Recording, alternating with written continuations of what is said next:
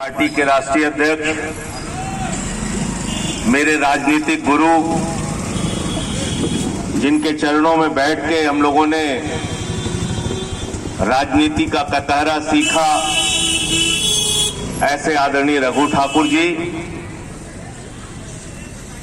आज के इस मंच के संयोजक भाई दयाशंकर जी, लोकतांत्रिक समाजवादी पार्टी के राष्ट्रीय महासचिव भाई श्याम सुंदर सिंह यादव जी,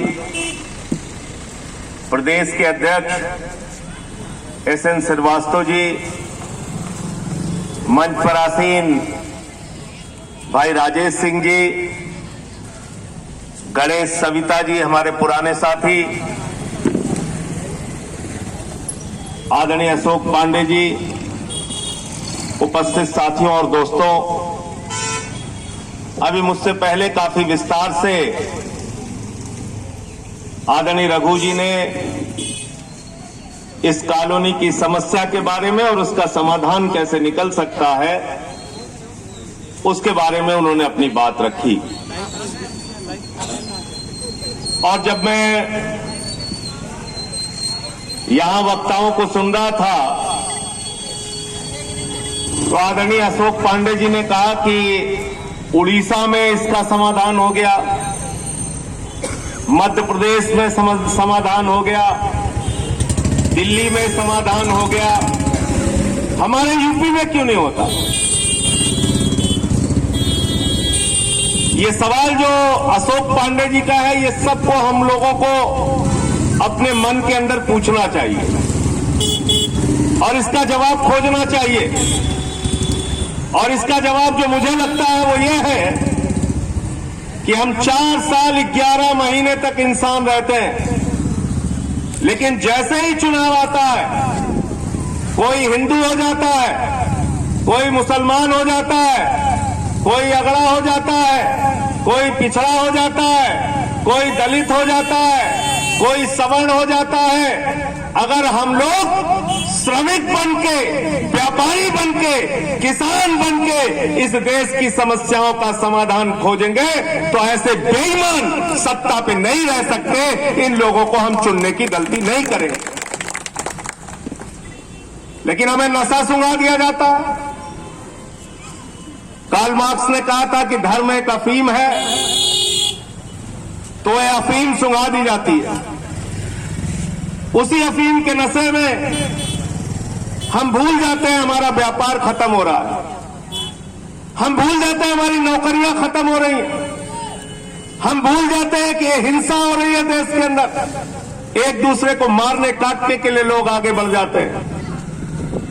जो हिंदुस्तान की पहचान है, राष्ट्रपिता महात्मा गांधी की अहिंसा की विचारधारा, डॉक्टर राम मनोहर लोहिया की अहिंसा की विचारधारा, डॉक्टर भीमराव अंबेडकर की संविधान के प्रति समर्पण की भावना, उस विचार को छोड़कर हम इन नकली बेईमानों के चक्कर में फंस चुके हैं। इससे जब हम लोग बाहर निकल जाएंगे तो ऐसे श्रमिक कॉलोनियों की समस्याओं का 1000 समाधान जनता खुद मिलकर कर लेगी। हमें किसी से भीख मांगने की जरूरत नहीं। हम इस देश के मालिक हैं, हम सरकार को बनाते हैं, हमारे उंगली के इशारे से विधायक बनता है, हमारे उंगली के इशारे से सांसद बनता है, हमारे उंगली के इशारे से मंत्री बनता है, हमारे उंगली के इशारे से मुख्यमंत्री बनता है, हमारे उंगली के इशारे से देश का प्रधानमंत्री बनता है। हम जिसको चाहते हैं उसको बनाते हैं, हम जिसको चाहते हैं उसको बिगाड़ते हैं। और जब विधायक सांसद बन जाता है तो उसकी गाड़ी में तेल भी हमारे पैसे से आता है, हम हैं मालिक। लेकिन हम वोट और नोट देने के बाद इन बेईमानों से चोट खाने का काम करते हैं। ये हमें समझना पड़ेगा, इस राजनीति को समझना पड़ेगा। 65 किसान अब तक मर चुके हैं, 65 किसानों ने अब तक शहादत दी। कोई जहर खा के मर जा रहा है, कोई गाड़ी के आगे कूद के मर जा रहा है, किसी का इस ठंडी में हार्ट अटैक हो जा रहा है। 65 किसान मर गए, लेकिन सरकार के कान में जूं नहीं रेंग रही। किसान के आंदोलन पे 70 साल के बूढ़े लोगों को लाठियों से पीट के उनकी आंखें फोड़ दी जा रही है। इस ठंड के महीने में उनके ऊपर पानी की बौछारें की जा रही है, उनके ऊपर आंसू गैस के गोले छोड़े जा रहे हैं।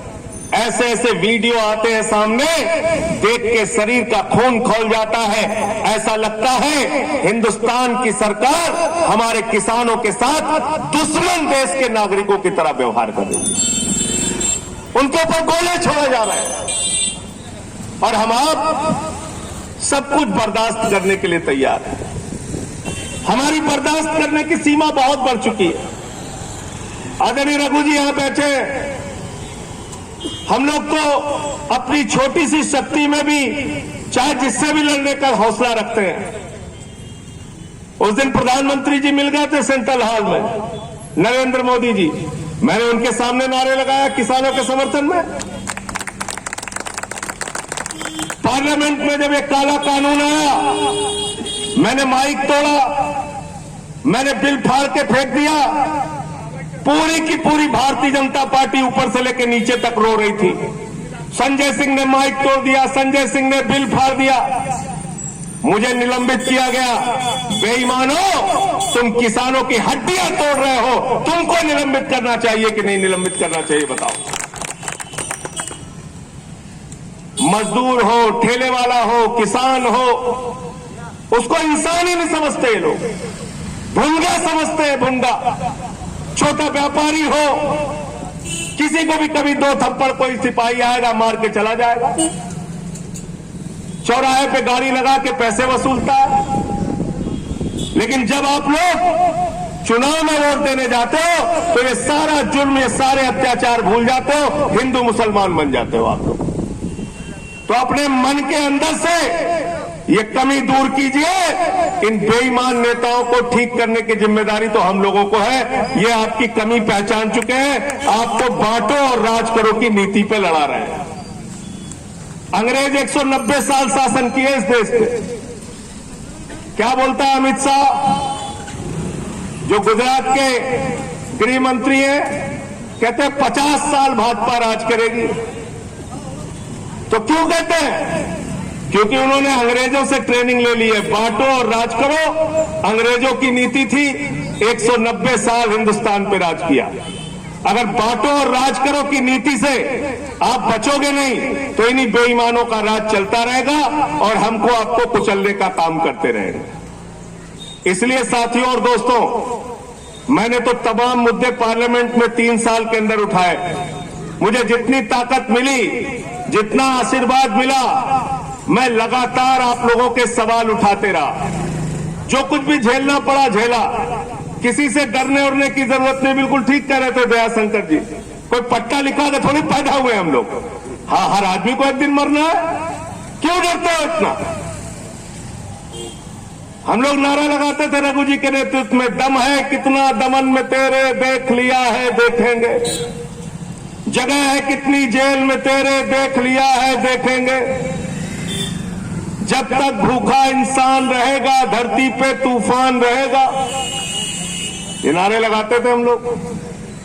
तो इसलिए अगर आप गरीब की, मजदूर की, किसान की लड़ाई लड़ना चाहते हैं, डरना छोड़ दीजिए। डरने से काम नहीं चलेगा। और किसी भी सरकार की अंतिम औकात क्या है? उसकी अंतिम औकात है लाठी, जेल, मुकदमा। यही तो है। और कितनी उनकी क्षमता है? 60,000, 70,000, 1 लाख।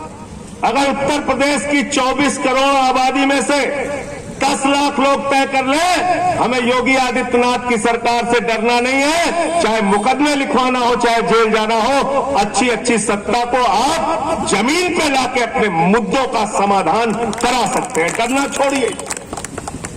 डर के कब तक काम चलेगा? इसलिए ये जो जानकारी श्रमिक कॉलोनी की मुझे मिली है, मैं उसका ज्ञापन भी ले रहा हूं। और पार्लियामेंट का अगला सेशन 29 तारीख से शुरू होगा। 0 आवर होता है, उसमें 1 घंटे तक का समय सांसदों को मिलता है सवाल सेलेक्ट हो गया तो उठाने का। क्वेश्चन आवर होता है, उसमें 15 दिन पहले सवाल लिखकर देना होता है, वो भी मैं दे दूंगा। लेकिन पार्लियामेंट में, सदन में सिर्फ मुद्दे उठाने से समाधान नहीं होगा। सड़क और संसद दोनों जगह आपको बराबर लड़ाई लड़नी पड़ेगी और उन दोनों लड़ाई में हम लोग आपके साथ हैं, आपके साथ खड़े हैं। संसद के अंदर भी इस मुद्दे को उठाएंगे और सड़क की लड़ाई में भी आपका साथ देंगे। बहुत बहुत शुक्रिया, बहुत बहुत धन्यवाद। इंकलाब जिंदाबाद, आम आदमी जिंदाबाद।